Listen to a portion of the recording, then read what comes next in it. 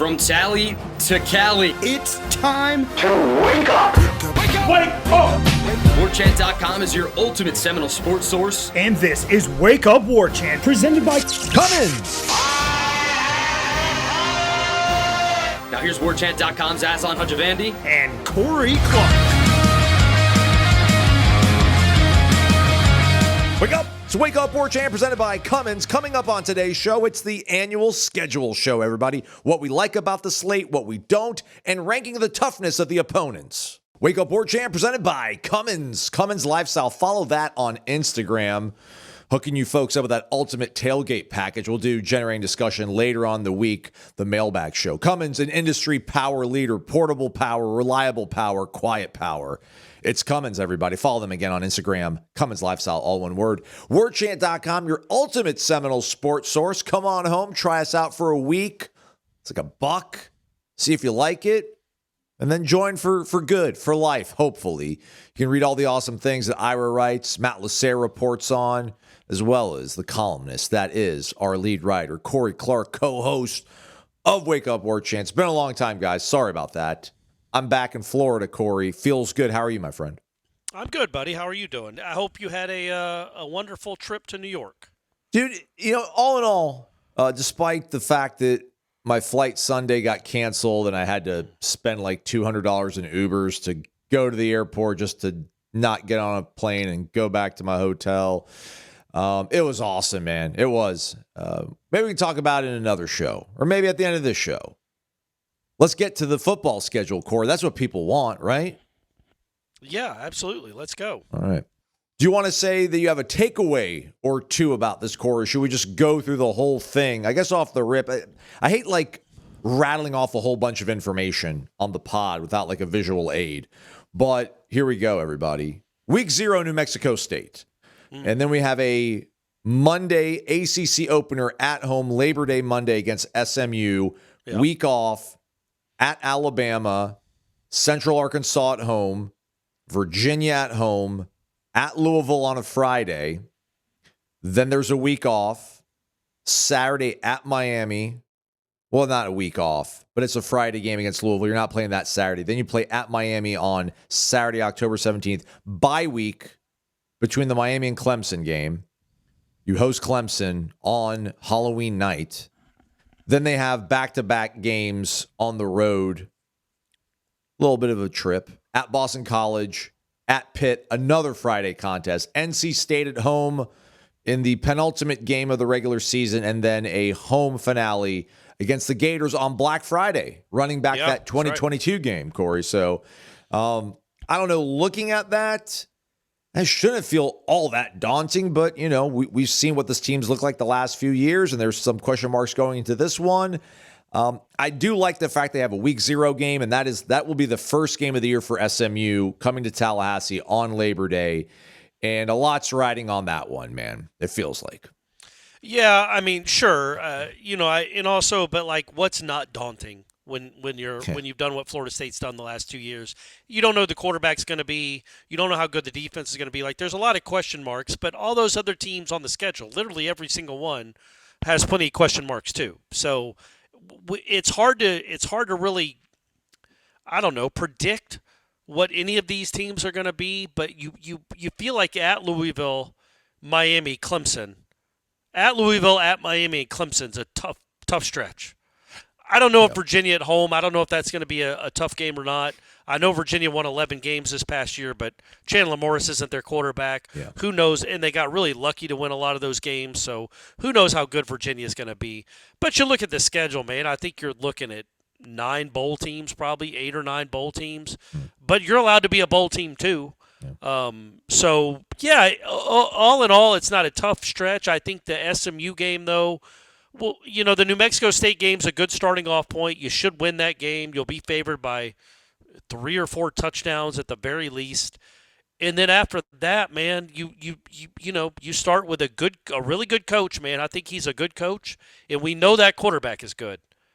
And that's a tough game, but it's also a very winnable game. And then you know what's happening. The next game is at Alabama. That 2-game stretch right there will be a real window into what this team is going to be. And quite frankly, it could determine if there's going to be an interim coach on the Florida State sidelines in November. You know what I mean? Yeah. Like, I think it's all on the table when you look at that schedule. There's multiple places where I feel there's like some off ramps, right? There's some off ramps for Florida State if they want to move away from Mike Norvell. But there's that. It's the Virginia at Louisville Friday night, at Miami Clemson stretch where you're like, man, if things go sideways, there might be an interim coach for the Clemson game, or they might be 9-8-1 going to that game. Yeah. Like, who knows? Right. And also, we don't know what Miami or Clemson's going to be. We don't know anything about these teams. But I think the big takeaway from the schedule, I think if you're a Florida State fan listening to this, and you like to travel to Tallahassee for some games or just watch your team on Saturdays, is that 4 of these games are weekday games. Yeah. A third of your schedule is non-Saturdays. Yeah. That's odd. But Miami's doing the exact same thing. So it's not Florida State being picked on. It's not Florida State is a high school program. This is what the ACC does to their big-name schools, is they want them in front of as many eyeballs as possible, so they want these Friday night games for maximum exposure. All right. I mean, you said that's like a takeaway. Would that fall into the category of something that you like about this schedule? I like it. I mean, selfishly, in terms of like, I don't know, like being able to, watch some other teams play on the couch on a Saturday as opposed to having to be at a noon game against Virginia Tech or something like that. Not that they're on the schedule this year. I mean, I like that, but just in terms of like competitive setup, I think the thing for me, I think that sets up best for Florida State. Again, I think it is the week 0 game that is an eminently winnable game, followed by your ACC opener. That would give you just so much momentum going into an off week, getting ready for Alabama. And again, like, I don't know, the Alabama game is going to be weird to judge too, because if you beat SMU and you lose to Alabama, it's like, well, that stinks. But it's like, all right, well, we won the more important of the two because that's the conference game. What are some of the things or a particular thing that you like? And then we can talk about maybe what we don't like about the schedule. But what do you like about the schedule looking at? Yeah, I mean, I think you get 4 of your first 5 games are at home. I mean, that's good for a team that doesn't ever win on the road. That's a good thing. It's a good start. But you got to win these games. Like, SMU and Virginia aren't pushovers. Central Arkansas is. New Mexico State probably is. But those other two were absolutely losable games. I don't know if Florida State's going to be an underdog to SMU, but I would assume it'll be very close. That's a coin flip type game. You need to win these games. And just for you can stomach a loss at Alabama if you finish that month 4-1 with wins over Virginia and SMU, and hey, by God, you're 2-0 in the conference. That would be a nice way to go in October. 4-1, 2-0 in the conference. But that you have to go do it. You get a home game, but that I think that's a good start for a program like Florida State that's trying to find itself and find some solid footing. You do get 4 of your first 5 games at home. All of them are winnable. Yes, SMU and Virginia, especially SMU, I think, is going to be tougher, the toughest of the 4 home games. But if you just take care of your home games, you go into that Friday night game at Louisville, ranked probably, and feeling pretty good about yourself, all things considered. But, we have to see them do that. And even if they do start 4-1 or 5-0, none of us are going to believe, well, they got this thing. Make plans for Charlotte, everyone, because it can come off the rails. It would be really nice to win that SMU game. That would be a nice win with the whole country watching on a Labor Day night. That would be a really nice win for this program, and it would guarantee you're 3-1 going into the Virginia game because you're going to beat Central Arkansas. Whether you beat Alabama or not, man, you don't got to beat Alabama. No. But, man, if you go into Tuscaloosa 1-1 and then you lose that game and you come back home to play Central Arkansas, who cares? Yeah. That's where you – but you do have 2 very winnable games. Unlike last year when you had your 2 patsies or cream puffs, whatever we want to call them, right back-to-back with a bye week in between. I like the bye weeks are stationed a little differently this time, and you don't have them back-to-back. So you can't get any false confidence. Oh, you beat New Mexico State. Good for you. You're the best team in the world. You've got the best offense of all time. No. You've got SMU the next game. and then Central Arkansas. Right after that, you got Virginia. Right before Central Arkansas, you got Alabama. So there won't be any false confidence built up because they're not back-to-back. That was probably the worst thing in hindsight. The worst thing about that schedule last year is Kent State and who was the other team? East Texas A&M. Being back-to-back. That was a joke. With a bye week with a sandwich. bye in between. That was ridiculous. Yeah. That was a month of non-competitive football. Yeah. And clearly they weren't as sharp when they played a real team in Charlottesville because they'd essentially had a month off from Alabama. Well, that doesn't happen. New Mexico State, by the way, is an FBS team. Yes. I don't know if they're going to be any good, but, hey, Diego Pavia was there a few years ago. That's an FBS team at least. And then you got 2 real games before you play Central Arkansas. So I do like that aspect of it. It is hard, though, that you have a couple of games where you have a Saturday and then you play that next Friday night. Those bye weeks aren't – sometimes you'll play a Saturday, you'll have a bye, and then you play the Friday night. I'm pretty sure those 2 Friday night games, or at least 2 of them, the Florida game and the Pitt game, come off that's 2 games in 6 days. That's a hard stretch. So they play October 3rd against Virginia, and then they play October 9th against Louisville. That's tough, man. Right? And then I assume Louisville. I haven't looked at Louisville's schedule. I don't know if they play October 3rd too. I've got the composite schedule up, big dog. Yeah, let's hear it. Do they play October 3rd? They do play October 3rd. Who do they play? NC State at home. Okay. So yes, they're playing a tough game too. So the only difference really is they get to play. You have to travel. They don't. Mm-hmm. And then what about Pitt? By the way, Louisville opens up with Ole Miss, then they play Villanova, SMU, Wake, NC State, then Florida State. That could be We'll know what they are. We'll know what they are going into that game. Yeah. But does Pitt play someone before that Friday night game too? Do they play that Saturday? That's probably where you would say what I don't like about the schedule. Because Miami's got a bye week before they play you, and you got to go down there. And then Pitt has an open week before you have to go up there and play them. Yeah. And then you're coming off a short week because you played Saturday against Boston College and you're playing on a Friday. And you're playing. I wonder if Florida State will. I mean, they'll come home. They have to come right? back. Yeah, that's not an NFL team. NFL teams are like, college teams can't do that. Yeah. But hey, unless there's weather, because it'll be in November. But yeah. So all in all, though, I mean, we knew the game, we knew the teams, and we had a pretty good idea that SMU was that Labor Day game. We had definitely heard that, and we'd hinted about that on the show, and definitely felt like Louisville would be a Friday night because it seems like it always is. They don't play Louisville on Saturdays in Louisville. The Florida on a Friday night, But I will say this, Aslan, the 4 games that if you're thinking strictly about how to make money in this conference, we'll see what the numbers end up being with the ratings breakup like they've done this past year. Yeah. What Florida State made with the new ratings agreement where the more ratings you draw, the more TV revenue you get. Mm-hmm. But if you're Florida State and you're just somewhat decent, just have a number by your name. It doesn't have to be 4 or 2. Be 19th in the country when you're playing at Pitt. Be 22nd when you're playing at Louisville. Whatever.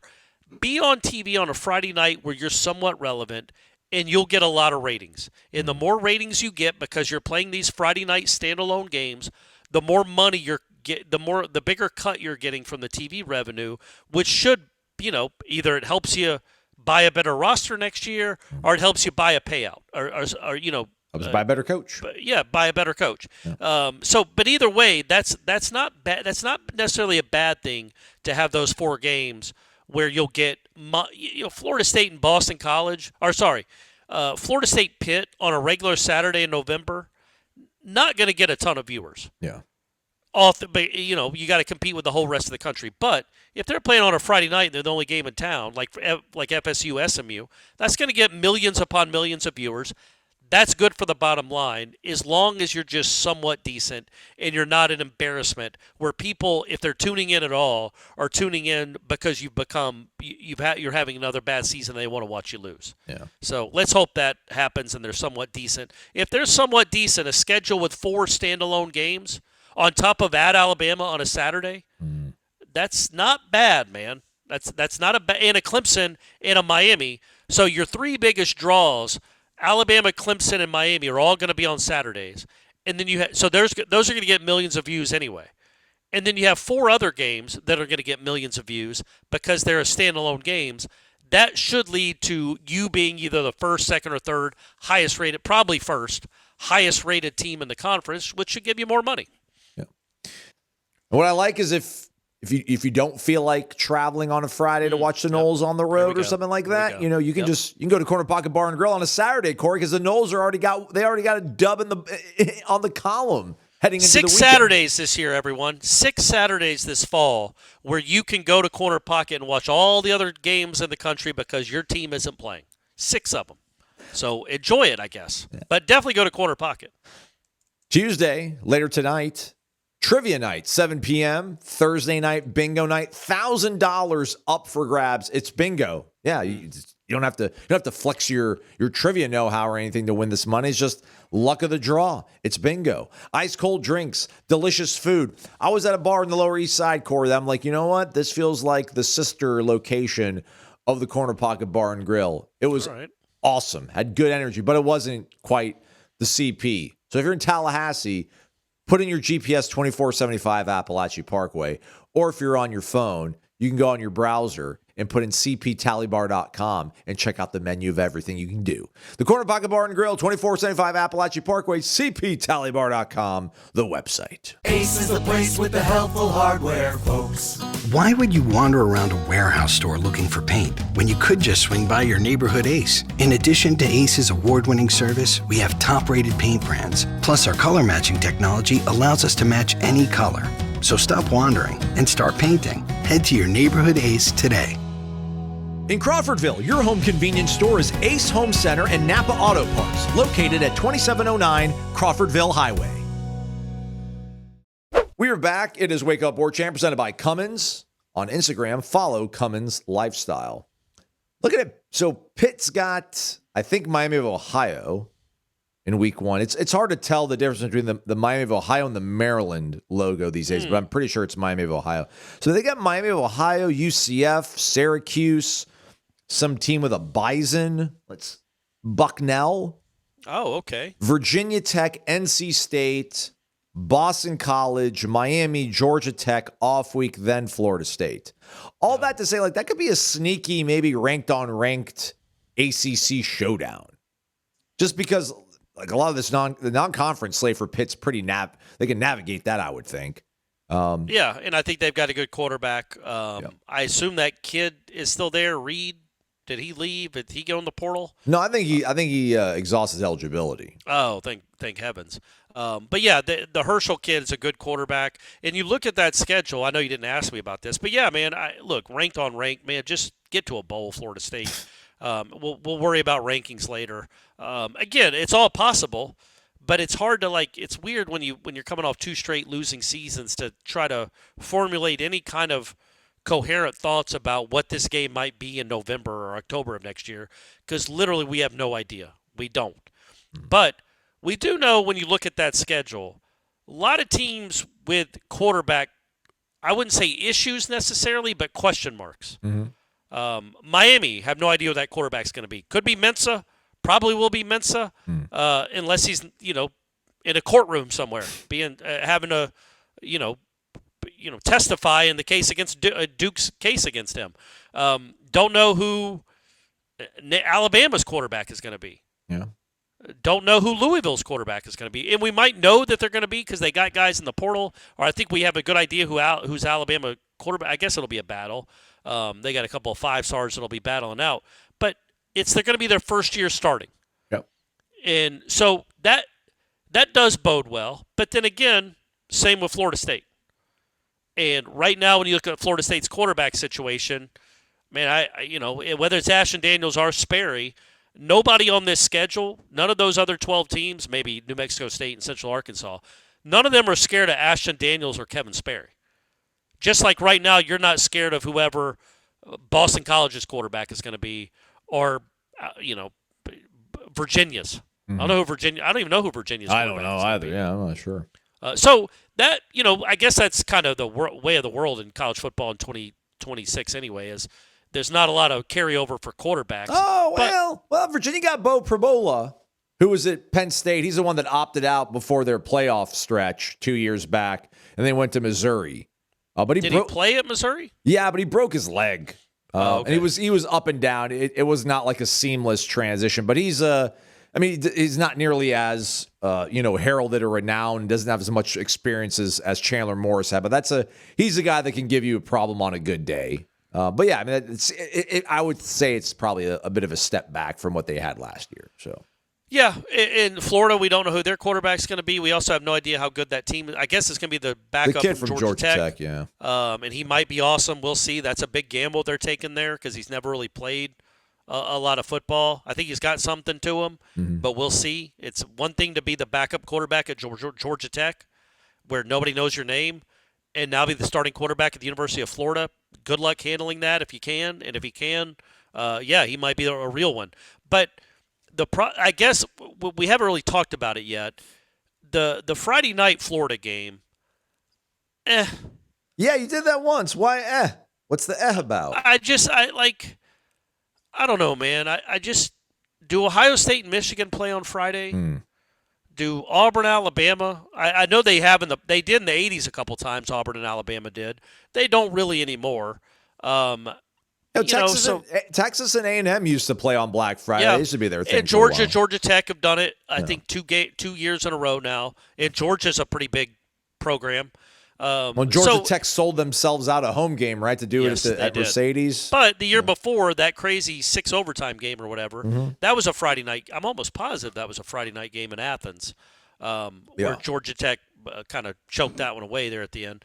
But, I don't know how I feel about that, just being as an old-timer, growing up on this football game, to now, like, that's just going to be what this series is every couple years when Florida State's hosting. It's a Friday night. And like, man, I do feel for the fans that come into town. Like, it's fun to come in on a Friday night, and especially if it's a big game, a rivalry game. You want to get into town early. You want to enjoy the atmosphere and the campus and the city and all that and get ready for a big game. Well, it's hard to do that when the night before is Thanksgiving. So that's kind of an issue. Like, but that, so I kind of see where people would have a problem with that. I understand it. I live in Tallahassee, so it's not that big a deal for me one way or the other. But I understand why it would be a big deal for a lot of people. That's like, okay, now do I just drive up the day of the game? That's what I'm doing now? Or do we leave on Thanksgiving and we leave, mom and grandmom to go up to Tallahassee for Thursday? Corner Pocket will be open, by the way, on Thanksgiving. But yeah, so I'm not a huge fan of that. But I guess it's just the reality of college football in 2026. And if we remember correctly, there were a ton of games on Friday after Thanksgiving this past fall. Yeah. I mean, it was a ton of them. I feel like there was 10 of them. Good ones, too. Like, it was a better Friday schedule than it was a Saturday schedule. So they're just doing this more and more. So it is what it is, I guess. But, yeah, it's better than Thanksgiving, I guess. Keeping it in the SEC, looking at Bama. So Bama, they play week 1 at home, East Carolina. Then they go on the road and take on Kentucky. And then they get Florida State. All right. So we'll know a little bit about them. They should handle Kentucky. Those are 2 very winnable games, especially Kentucky with a first-year coach. But it's a real SEC school, so we'll kind of we'll know a little bit about them. Yeah. And then I don't know. There was somebody I was like Louisville's got a stretch, man, where they play Ole Miss. Yeah. Villanova, SMU, Wake, NC State, and then they get Florida State. And NC State, SMU, and Ole Miss. Those are 3 tough games. Yeah. All that to say, they're going to. That's why I think this SMU game is so big for Florida State, because they're, I don't want to say right, but it's set up much more favorably for you than the rest of these other teams. Although, listen, Louisville can come to that game battered, but they also will be very tested. But you'll be tested by that point as well, because you'll have played Alabama and SMU. But I also look at Clemson. I forgot Clemson's got to do the return trip to Baton Rouge in week 1. So Dabble's going to go down there and probably lose the lane. And then they get Georgia Southern after that, North Carolina, Cal, Miami, off week, Charleston Southern, Virginia Tech, then Florida State. So maybe they'll get right by the time they face off against Florida State. It's interesting to see Clemson's another team, though. We have no idea what their quarterback situation is, right? Yeah. And like how will that team respond if it is? I don't know, they're probably not going to have nearly the expectations and the hype that they had this past season, but still, like that fan base is starting to get frustrated with him. And if they lose to LSU and lose to Miami, they would, one of them is only one of those is an ACC loss, but they could easily lose to Virginia Tech the week before they play Florida State, and then what are they playing for, and how tough will they fight? It's interesting to look at this, and I'm with you too. It's hard to really say like wins and losses, especially when we don't know who is going to be. Keelan Russell will be Austin Mack for Alabama. I don't know. Will Clemson roll with the quarterback that ended up playing against, I think, Syracuse and losing that game because Kate Klubnik was hurt? That's another thing too. It's like to kind of think about the quarterback. So. I mean, we don't even know who our quarterback's going to be, right, Corey? Yeah. So, like, what are the odds that Florida State's going to have a better quarterback than Kevin Jennings, Keelan Russell, or Austin Mack for Alabama? I think Louisville got like Ohio State's second or third stringer. If Miami ends up with Darian Mensah, Pitt with Mason Heinchel, C.J. Bailey still at NC State, and who knows what this quarterback from Georgia Tech's going to look like by week 12, game 12, week 14 or whatever against Florida. Quarterback, right? Quarterback.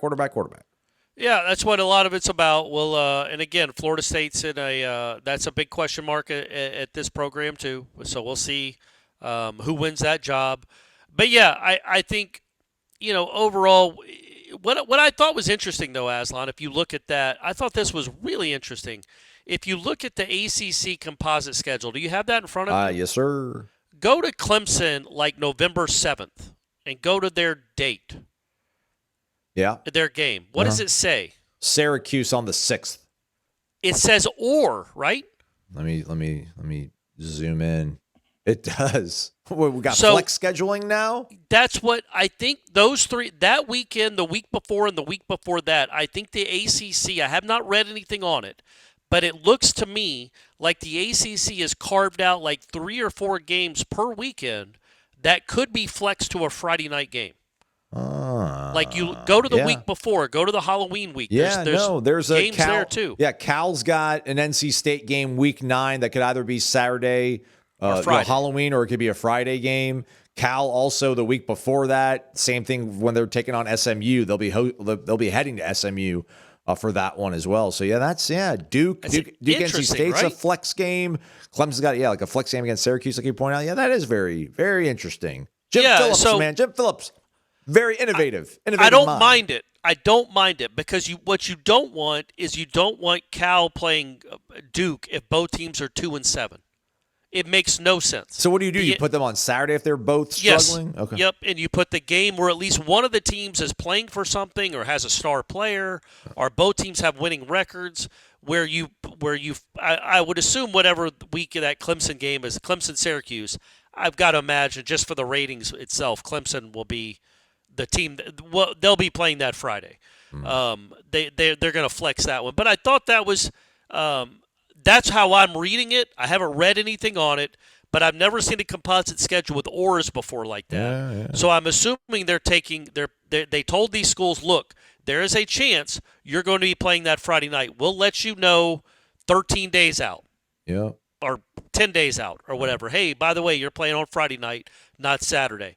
And, the fans that have to, make arrangements to get to the game, we're talking about the ACC, so that's not a big deal for most schools. Yeah. Clemson and Florida State is about it as far as like, the hotels are a tough situation and people are traveling hundreds of miles. Georgia Tech, Wake, they're all driving from 20 minutes away. Nobody's coming in from out of town to watch those games typically.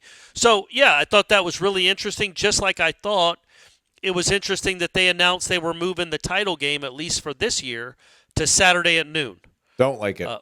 But it's like, know your role. I'm sorry, but like you don't need to go up against the Big Ten. Nobody watches it. It's cold as Hades. That doesn't make any sense. Hades is very warm. Cold as Siberia. It's as cold as Siberia. There you go. Minsk. Not strong. There you go. Or anywhere in this country right now, apparently. Stand up, Belarus. It's very, very cold in Charlotte at 8 o'clock. It makes no sense to play after the SEC championship game. It never has. Be an afternoon game. It's fine. And then I think what they're going to do, although the ACC hasn't announced it yet, the reason they're taking that noon game is because the Big 12 is playing their game on a Friday night. Oh. And I think they're going to alternate. So that in 2027, the ACC championship game will be on Friday night. Okay. And so the ACC and Big 12 will alternate their championship games. I think that makes a lot of sense. We've given Jim Phillips a ton of grief over the years, and rightfully so, although most of this was his predecessor's fault. But, yeah, man, I like the oars to try to get the maximum exposure for teams that deserve it in your conference. So people aren't going crazy because Miami got in, even though they didn't win the ACC, right? Like, well, I say that.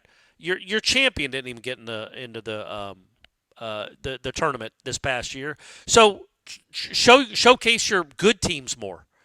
And don't be beholden like Monday Night Football is, where it's week 11 and it's the 1-9 Giants versus the 1-9 Cowboys or whatever it's going to be. Mm-hmm. Flex it out.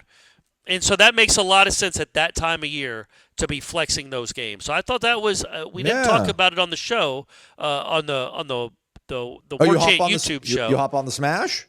I did, but I had bad Wi-Fi, so it wasn't working. Because I was going to bring that up. Maybe it hasn't been my fault after all then, Corey, with some of our technical difficulties. I guess, man, I don't understand it. My Wi-Fi was working perfectly until I saw Tom and Ira, and then it went bad. But, yeah, so kudos to the ACC for thinking about what's best for the brand of the conference and trying to get the best game available on those Friday nights. If you're going to own that time slot, make sure it's a watchable game.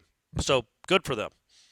Yeah, so when we hit, it looks like, I think week 8, that's when it's going to start happening. Where smart. Looks like week 11, week 11, and so it's going to go from, I should have looked at this and planned it out better so I sound a little more articulate. It looks like from week 8, 9, and 10, they're going to do that. So it's 3 weeks, and then it looks to be like 3 games each single week can possibly be flex in those positions. So, yeah, that is really cool. And then the thing about it, too, Pac-12 used to do the Friday night conference championship game. So that does make sense to have somebody kind of fill that void. Yeah. And then, there should not be competing games during championship week, right? Like, I mean, it's dumb. Yeah, it's dumb that the ACC's up against the Big Ten. It doesn't make any sense to do that. So as most of us know, I've got a wedding coming up later this year. So I've got groomsmen, I've got a best man, I've got to get a gift for all of them, right? And I'm like, man, what am I going to get them that's cool? And I've got my rule of 3 things that we all know about: umbrellas, toothbrushes, and flashlights. You can't go wrong with either of those. But the real ones, they get Ridge wallets for their dudes. That's what I'm doing. I've had a Ridge wallet for, I think, well over a year now, man. It is legit. It is durable. It is going to last a lifetime. And if for some reason it does not, I can send it back to them and they're going to give me a new one because they have a lifetime guarantee, 99-day risk-free trial, free shipping on the order. And the reason that they do all this is because they believe in their products. Stuff looks sharp, extremely durable. Again, I don't have to worry about sitting on this old, clumpy wad of a wallet anymore. I've actually got a decent amount of cash, if you guys could hear that, in my clip right now, because I'm going to New York City, as we all know, for the bachelor party. And, I mean, it fits in my front pocket. And listen, your boy wears some, slim fit jeans, so sometimes a little bit tricky. Piece of cake. In and out. Save 10% at Ridge with code WAKEUP. Upgrade the wallet today. Again, save 10% at ridge.com/wakeup. We are back. It's Wake Up Warchant presented by CumminsLifestyle. Follow it on Instagram, please. Any final thoughts, Corey? I'm not going to make you predict wins and losses, but I don't know, just general vibe. Do you look at this schedule better, more favorable, less favorable than last year, and or anything we haven't talked about when you look at some of these other teams maybe that are on the slate? Again, Miami's got an open week before they play Florida State. Yeah. Pitt has an open week before they play Florida State, but then, as we pointed out, Louisville's going to have 4, 5 straight games before they play you. Clemson's going to have Virginia Tech, James Franklin. I'm sure they're going to really come juice into that one. But any other thoughts about the ACC schedule for this upcoming season? No, I mean, it's as fair as it can be, and it's the ACC, man. You're not playing Alabama, then Ole Miss, and then Tennessee, Georgia, and Texas A&M. Like, you can't complain too much about an ACC schedule. But Louisville, at Miami, Clemson, 3 straight games. I know there's an off week in between. That is a tough stretch. And that, quite frankly, could be the defining stretch of Norvell's tenure. Like if he's even still here this time next year, it could be defined by those 3 games. But yeah, I mean, we knew they were going to play him at some point. So, Miami and Clemson, those might be your 3 toughest games. They probably are going to be your 3 toughest conference games. And they're back-to-back-to-back. But you are allowed to win them. Again, Miami, we don't know what Miami is going to be. I assume they're going to be good, but they lost a lot of talent. Yeah. Clemson, no idea. You just never beat them. Once in the last 10 years. It's insane. Yeah, and it ain't like this has been great Clemson teams you've been dealing with here this decade anyway. So, so I don't think Clemson's going to be incredible, but I don't know that Florida State's going to be incredible. And then Louisville's always he's a good coach, man. Mm-hmm. He's got a good offense. He does really well in the portal, and that's always a tough place to play. And Pitt's sneaky again, man. Pitt having an open week, and then you got. I don't even think it's sneaky, man. I don't think I know what you're saying. Yeah. But I don't think you could look at any of these games as being like sneaky tough. They're all tough. But if you look at if you I don't want to say wins and losses, but if you were to like rank the difficulty of the schedule in terms of like who we anticipate, again, like we don't know a lot about what Clemson's going to look like or Miami, but every road game is tough. Exactly, right? Yeah. So then it's a road game, cold weather probably against a team with a good quarterback unless he's hurt at that point. So it's like that's right. But that's like maybe the 4th or 5th most difficult game on your schedule. I mean, looking at this right now, I mean, Alabama maybe? I mean, or at Miami? I don't know if he's either at Miami, at Alabama. Those are probably your 1 and 2. I would put Louisville at 3, SMU games 4. Yeah, that's tough. Yeah. Clemson 5, and then Pitt at 6. And it's like, well, that's a middle difficulty of your schedule. But that's a team that beat you last season at home, so that's not great. But saying it's sneaky tough to me implies that it might sneak up on you. Like, hey, it's like, man, what Florida State fans are thinking you're going to roll into Pittsburgh and win that game right now? Like, look, you might beat them by 50. Who knows? But right now, none of these are chalking up as automatic wins, except Central Arkansas, New Mexico State. You hope. Mm-hmm. Everything else, including at Boston College, when you've gone 2 straight years without winning a road game, they're all tough. You've got 5 road games, and 2 of your home games are against, well, let's say 3 of your home games. Clemson, who you never beat, Virginia, who won 11 games last year, and SMU, who I think has been one of the 3 or 4 best teams in the ACC the last 2 years. Mm-hmm. So it's not easy. It's not an easy schedule, but it's certainly not impossible. And if you're spending more money than I think any of those teams, obviously Boston, Pittsburgh, Virginia, you're spending more money than they are. Act like it. Prove it. But yeah, I mean, it's just we also are talking in January about something that's 8 months away. We'll see what this team is. We'll see what all those teams are. There's going to be one team on this, probably 1 or 2 teams on this schedule that are much worse than we thought they'd be. And there's going to be 1 or 2 that are probably much better than we think we're going to be. And maybe Pitt is one of those, where like you look at Pitt now, because right now you said that might be the 6th toughest game on the schedule. Yeah. And I don't disagree with you right now in January. But when you get to it in November, it might be the 2nd toughest game on your schedule. We don't know how that will shake out. I do know that they are going to be competently coached, and their quarterback is going to make some plays, and it is a road Friday night game. And any road game is hard for this program right now. A Friday night game with the world watching could be even harder. So, yeah, I don't like the short week road games. That's a difficult portion of this schedule. But, again, you're not in the SEC. You're not in the NFC South. You're allowed to play mighty Boston College on a Saturday and somehow miracle a win against Pittsburgh 6 days later. You can do that. You're getting paid a ton of money to figure out how to beat the likes of Boston College and Pitt. So let's hope they can figure it out. Don't need to drag this show out any longer than it has to go. Because first off, it's like late right now. Like it is late. It literally real is late. Tuesday. Hey everybody, we're Warriors. Yeah. Aslan got in late because of the snow in New York. Winter Storm Fern. It had a name, Corey. It had a name. But I was thinking, you mentioned. When do we start naming winter storms, by the way? For ratings. Is that a thing? When do we start doing that? I mean, recent phenomenon. I think it's because, these happen. Like there's pretty intense winter storms every now and then, but they don't get nearly the amount of traction as a hurricane because hurricane's got a name to it, But if this was Winter Storm Fern, does that imply that there was like a Winter Storm Eileen? That's a fair question. Winter Storm Daryl? Yeah, was it the fifth or whatever letter alphabet that is? Or the sixth, right? Yeah. It has to be. Fern is just completely random otherwise. Yeah. So there must have been a Winter Storm Corey, maybe, and we just didn't hear about it. Yeah, didn't wreak havoc on like 3/4 of the nation. Yeah. But when you mention that again, like looking at it right now, 8 months before everything's going to happen, there's going to be teams that are going to be better than we anticipated, like maybe Pitt this past season, Virginia, obviously, but there's also going to be those teams that are not going to be as good as we anticipated.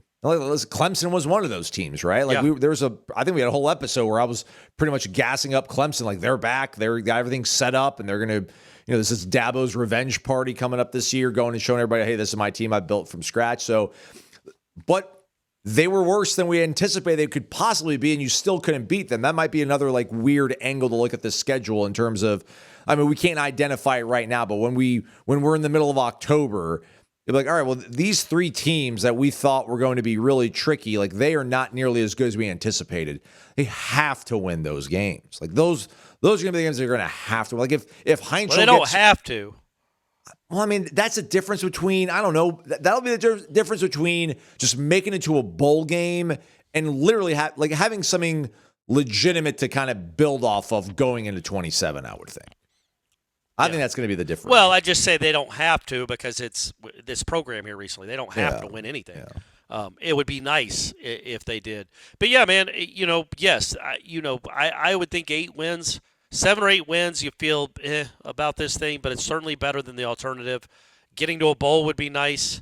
Virginia will manage it, I bet. I'm just guessing right now, everybody, in late January, that Virginia and Pittsburgh will be in bowls next year. Can Florida State do that? We'll see. And that kind of tells us everything about where this program is right now. But it's not undoable. And it's not, if this 2025 Virginia team could win 11 games, the 2026 Florida State team can too. Now, Virginia didn't have to play at Alabama, but, you have enough talent. You're not going to be, when you look at that schedule, just step back and look at it. I don't know that there's a roster that you're like, right now, we'll see, but right now you're looking at the roster going, no chance. You can't even compete with them. Oh, right. Well, you're Florida State. You should never be in that position. But you aren't. I don't think, just like this past year, there was no roster except for save Miami, where if your quarterback just doesn't kind of soil himself for the first 3 quarters, you could have been in that game too. But yes, Miami was clearly better on both lines of scrimmage. But, they beat you by 6 points. I know they were up by 25. They beat you by 6 points. But other than that, other than the Miami game, there was no other game where you looked at it and said they just can't compete. They're just not. They're not good enough. Maybe the Florida game at the end of the year, but which is ridiculous because Florida was 4-8. So I don't even give credence to that. Florida State just played poorly and didn't want to tackle that kid. So same thing here. There's no roster on this schedule where you're like, man, they've got, as we look at it now in late January, they got no chance. I look at, like, at Alabama, you're going to be a decided underdog. At Miami, you're probably going to be a decided underdog. Everything else, you're either favorited, or it's a coin flip. So, that's 10 very winnable games. Maybe all 12 are winnable games. But to me, as we sit here right now, that's 10 winnable games. That's 10 games that could come down to 3, 4, 5 plays here or there. Are you going to play those situations better? Are you not going to have a punt hit off your helmet? Are you going to catch the wide open pass down the sideline? Are you going to make the throw on the wide open walk-in screen pass touchdown? Those kind of things. Are you not going to get the personal foul? Are you not going to jump off sides? Are you going to make a play on the ball and catch the interception or beat a block? Like all these things, that's what, we'll see it. But I know that it sounds negative. I probably have sounded too negative on the show when you're looking at the schedule. But I'm also realistic in that it is college football. It is Florida State. It is the ACC. There's a decent chance not a decent chance. There is a chance that Florida State will be playing in that noon game in Charlotte. Things have to go well. Mm-hmm. But you can't tell me that they have no chance, because then who does? Even if we want to give Miami the world and say they're back, they're never going to have a bad season again. This is just a building off point. This is just the starting off point. They're the new Ohio State of the ACC or the Georgia of the ACC. Fine. Who's the other team in Charlotte? Yeah. Clemson, 7-6 Clemson, that just lost their quarterback and lost their best linebacker to Ole Miss. By the way, shout out Dabo. Yeah. I don't think we've had a show since not. he went on the attack of Ole Miss. Yes, sir. But good work, Dabo. Keep it up. This sport sucks right now when it comes to this kind of stuff, and it would be really cool if all the coaches that had real receipts publicized them and at least make Ole Miss answer these questions. And look, Clemson's gotten portal kids too. Who knows how they get them? How does Florida State get them? But quit cheating. Quit tampering. It'd be wonderful. But yeah, so you look around, SMU, Clemson, Pitt, whoever else, man, Louisville. Man, you're not outmanned against any of these schools, these programs, these teams. Just find a way to play better. Find a way to play better and coach better, and maybe something good can happen. Is Luke Laux coaching better, or is the basketball team finding a way to get better despite the fact that they can't get the wins? Yeah. Lost to SMU on Saturday. Corey, state of the hoops program, in your opinion? Yeah, we'll see. They've got two very, very winnable games coming up this week. They've got Cal on Wednesday at home and Stanford on Saturday at home. Two teams they might be favored to actually win those games.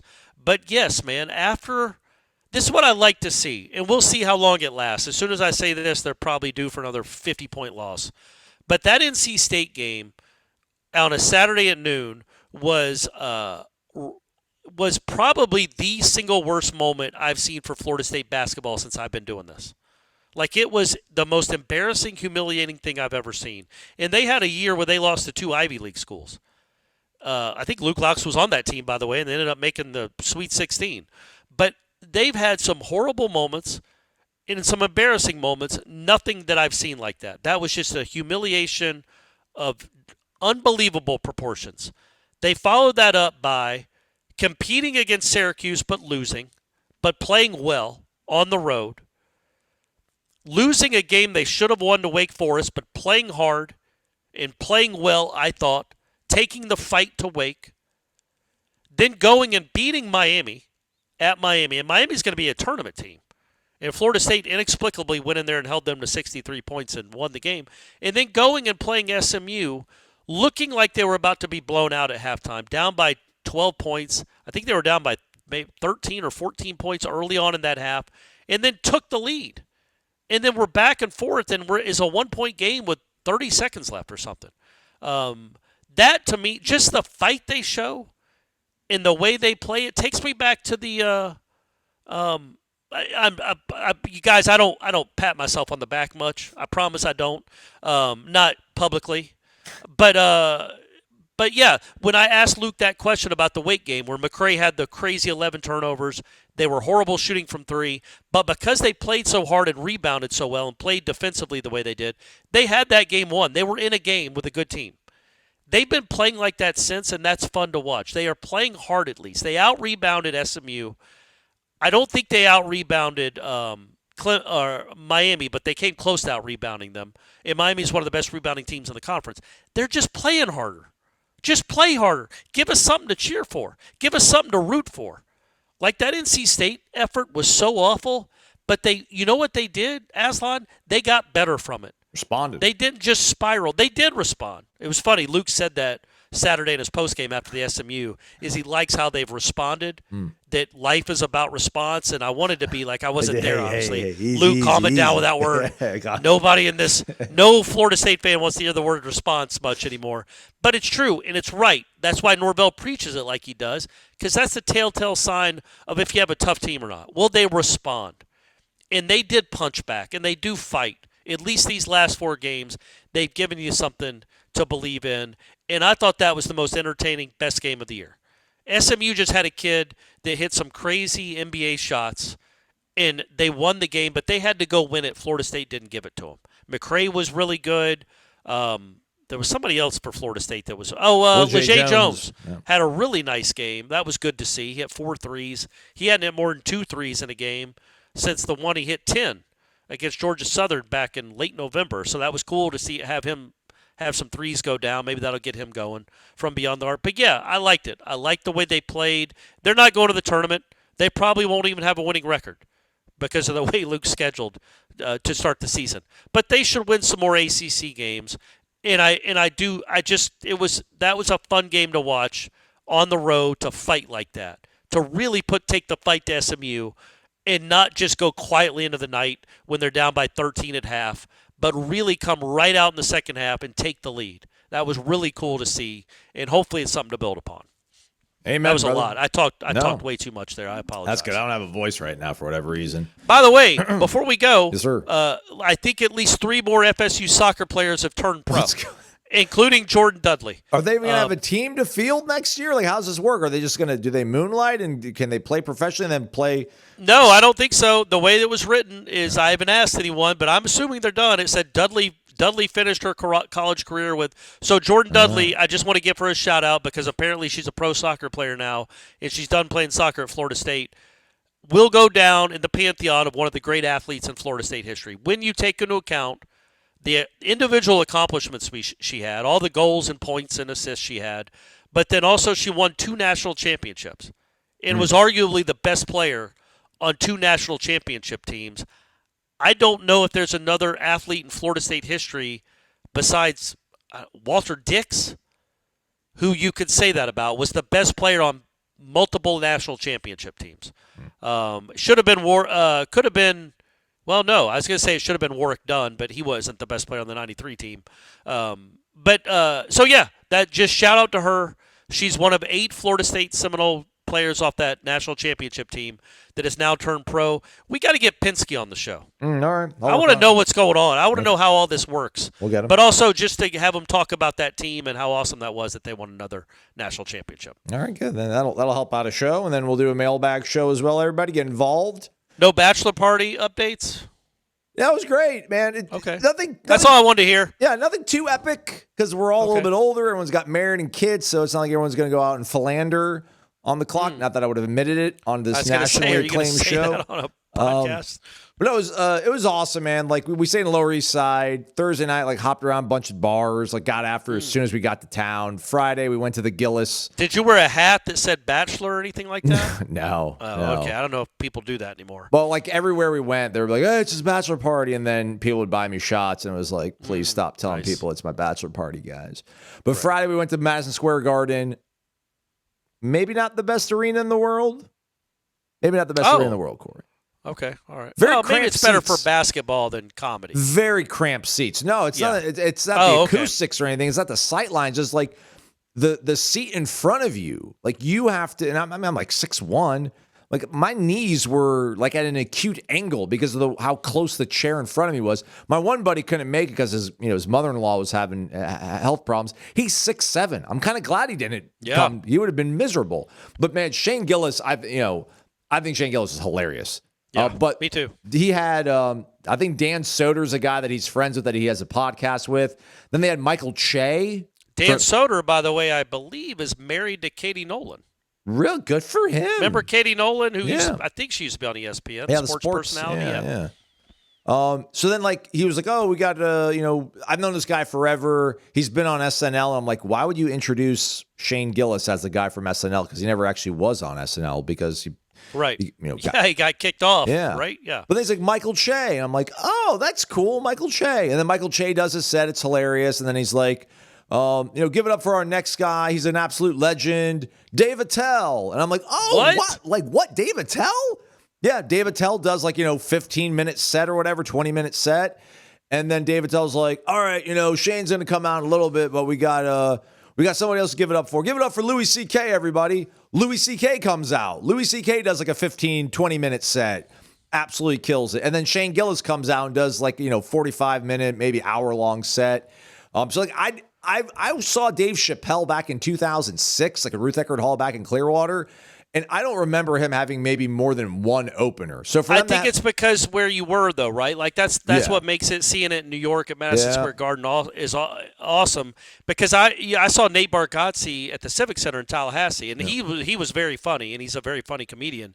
But his openers, take him or leave him. Nothing special because they're guys that owe their careers to Nate Bargatze. But when you're in New York. You can go get a Dave Attell or a Michael Che. They're right there. Yep. That's really cool, man. That's really cool that it's not like Louis C.K. is on the bus with Shane Gillis. Yeah. You know what I mean? He's got his own thing going. He lives in New York. He's just a huge star, a comedy star anyway. So, yeah, man, that's really cool that because that makes it worth it. Otherwise, even like spending the amount of – Shane Gillis, who I like a lot, Bargatze, who I like a lot, I would be hard-pressed to be like, I'm spending this money to listen to this one guy talk for 50 minutes. Right. But if you get all those guys, it's almost like a music festival. Yeah. But where you got to see all these comedians in a row. So, yeah, man, that's cool. And there were surprises. Exactly. And, that's really neat. And it was an expensive, expense for the trip. So I'm glad it worked out. Like everybody had fun at it because like I've been getting a lot of do you really want to go to this comedy show? I'm like, I don't really want to, but I cannot just do 3 days of just binge drinking, guys. Like we need to break it up with some sort of event. New York City makes sense. Saturday night went out, had like probably top 3 best meal of my life for dinner. It was also Sbarro? Was it Sbarro? It wasn't Sbarro. Oh, that's too bad. My favorite New York slice, Sbarro. Yeah, that's right. It was Quality Meats, which is fantastic. My brother, it was his birthday. He was part of the festivities, and he had a friend who's actually from middle school that's a bartender there. He hooked us up, took care of us. The steak was awesome. All the freaking side dishes, like the Brussels sprouts, they had it in gnocchi. Right, it was nice. It was delicious. It was awesome. And then Sunday happened with all the travel. And listen, there's been one of my boys who was like very anti this whole trip. Like he didn't want to go to New York. He's like, it's going to be cold. Why are we doing this? Right. Like Gillis is expensive. Like, do we have to go do this? And like we got into a little bit of a tiff during the weekend because I was like, man, enough. Like, why are you still doing this? Like, just leave. I didn't say that, but I was just like, hey, we had a little bit of a tiff. We worked it out. We're men. It's what we do. Good, yeah. But he and I are both leaving on Sunday. On his flight was going to leave at 9 a.m. I was going to leave at like 10 a.m. And the snow started falling around 7 a.m. And it was starting to get a little bit bad. By the way, Drewski of internet fame was at LaGuardia and was on the flight that my buddy was on. Oh, there you go. I tried to say what's up to him, but he had like 2 bodyguards and he had headphones on. I'm like, I'll leave him alone. Of course, yeah. I'll take the hint. But, my buddy's like, I'm like, man, I hope you get on your flight. Because I'm like, the last thing I want is he doesn't make his flight and he misses it. Because then he's really going to resent me and I'm never going to hear the end of it. So my flight gets canceled. I try to go stand by on his flight. There's no space. He gets on the plane. He gets on the tarmac. They board. They get de-iced for like an hour and a half. They get ready for takeoff. And then, like, I'm trying to get into my flight, right? At this time, I'm getting ready to board because he's been on the tarmac so long, getting all his preparation. And then I'm getting ready to board. I'm literally the next person in line, Corey. They scanned this lady's boarding pass. She gets on the air, bridge, and then it's my turn. And then there's a walkie-talkie, and it's like air traffic control's like, cut it, it's over, stop boarding. And I'm like, what? I'm like, you're not going to let me board this flight? They're like, yeah, boarding is over. They take everybody off the plane that I was going to go off on. But then my buddy who's on the tarmac, they stop them and turn him around. Like he had been boarded for like an hour and a half getting ready to go, and he had to turn around and get off the plane. And I was like, oh, man, I'm not going to hear the end of this. But I paid for the Uber back into the city. I'm like, hey, I'll pay for the Uber. I'm sorry about that. And then we ended up watching the championship games at a bar on Sunday. Like we shut the whole place down. It was good. That was fun. Although I don't know. I feel like it's a little magical too to be in New York with the snow. It was, yeah, cool. man. Yeah. It was really cool. But yeah, I don't know. Denver didn't handle the snow all that great, but that either really did Seattle. Oh no, Seattle wasn't snowing. New England, really. None of those teams looked great, but Drake May, Sam Darnold, they're going to be a Super Bowl winning quarterback. Corey, can you believe it? What a time to be alive! Unbelievable. I guess we got to root for the ACC, right? One of the ACC greats, Drake May. And also Josh Farmer, who was not active for that game because he's still coming back from injury. But I think let's hope he's active for the Super Bowl. Yeah. That would be cool. That another Corey Durden, yeah, Florida State. Once an all, always an all. I don't know if he thinks that, but he should. Willie Taggart recruit, maybe? I feel like No, he was Jimbo. he was a Jimbo recruit. Yeah. He plays well for them. He plays a lot for them, and I think Josh Farmer plays some when he's healthy. So he could be he'd be another defensive tackle winning a ring, just like Derek Nottie. Yeah. I think Cam Akers might be on the Seahawks. I think Amari Gaynor was signed to the Peace Squad for the Patriots. I don't know if he's still part of them or not, but there's going to be some ties there. Maybe I'll reach out to one of those teams, see if we can get somebody here on the show as well. Headlines, 1 to 3 o'clock today? Yeah. Duh. Okay. Got some schedule to talk about. There we go. Tune in. Warchant TV, 93.3 FM as well. He's Corey Amazon. Thanks for listening to Wake Up Warchant, presented by Cummins. Follow them on Instagram, CumminsLifestyle.